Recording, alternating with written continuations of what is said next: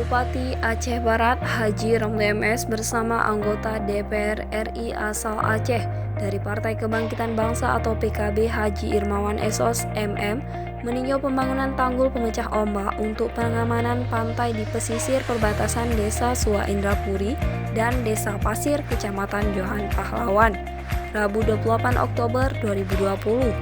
Bupati Aceh Barat Haji Romli MS berharap dengan adanya kunjungan anggota DPR RI Irmawan bisa mengakhiri penderitaan masyarakat Gampong Pasir, Sua Indrapuri dan sekitarnya yang selama ini sering dilanda banjir pasang purnama atau banjir rob.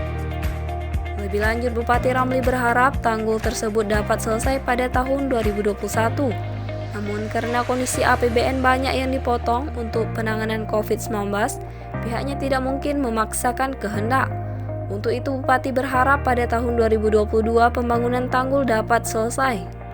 Sementara itu, anggota DPR RI asal Aceh Haji Irmawan Esos MM mengatakan kunjungan itu adalah tanggung jawab moral karena ia berasal dari Dapil 1 yang di dalamnya termasuk Aceh Barat.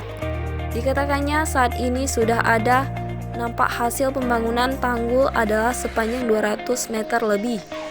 Untuk itu, ia menargetkan tahun 2021 selesai 500 meter lagi.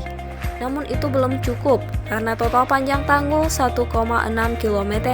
Ia mengatakan sisanya 900 meter lagi akan diprogramkan terus di tahun berikutnya.